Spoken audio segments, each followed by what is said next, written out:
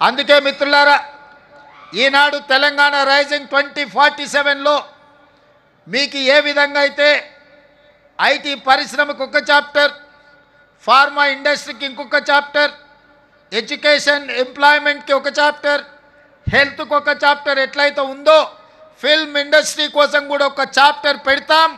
Film ఇండస్ట్రీని అభివృద్ధి చేసి ఈనాడు కొత్తగా మనం నిర్మించుకోబోయే శంషాబాద్ ఎయిర్పోర్ట్ కూతవేటు దూరంలో 30,000 ఎకరాలలో భారత్ ఫ్యూచర్ సిటీని నిర్మించుకోబోతున్నాం. మనం ఏ విధంగా అయితే హైదరాబాదులో చిత్రపురి కాలనీ, ఫిలిం నగర్, కృష్ణానగర్ వెలిసినాయో ఖచ్చితంగా మీకందరికీ భారత్ ఫ్యూచర్ సిటీలో మీ పాత్రను మీకు అవసరమైన అన్ని విధాలుగా ఆదుకొని అక్కడ మీరు ఉండే విధంగా చర్యలు చేపడతానని చెప్పి ఈ సందర్భంగా మీకు అందరికీ తెలియజేస్తున్నా.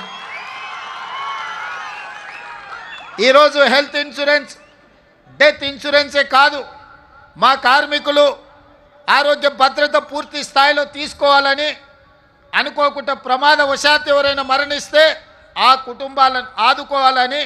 ఇదే కాదు, నేను ఈ వేదిక మీద నుంచి మా అధికారులకు సూచన ఆదేశాలు ఇస్తున్నా. ఈ కృష్ణానగర్ ప్రాంతంలో 3-4 ఎకరాల ప్రభుత్వ స్థలాన్ని చూడండి. తక్షణమే నర్సరీ నుంచి 12th క్లాస్ వరకు సినీ కార్మికుల యొక్క పిల్లలు చదువుకోవడానికి కార్పొరేట్ స్థాయిలో మీకు పాఠశాల నిర్మించి మీ పిల్లలకు ఉచితంగా చదువు చెప్పించే బాధ్యత నేను తీసుకుంటా. ఈనాడు మీ శ్రమ, మీ త్యాగం, మీ కన్నీళ్ళు మీ పిల్లల భవిష్యత్తు కోసం, ఆ పిల్లల భవిష్యత్తు కోసం ఉదయమే బ్రేక్ఫాస్ట్, మధ్యాహ్నం మంచి లంచ్ పెట్టే బాధ్యత కూడా నేనే తీసుకుంటా. ఉదయం మీరు పని మీద వెళ్తే కనీసం మీ పిల్లలు నాష్టైనా చేసినరా, కనీసం ఏమైనా ఒక గ్లాసు పాలు తాగినరా లేదా చూసుకునే పరిస్థితులు మీకు లేవు.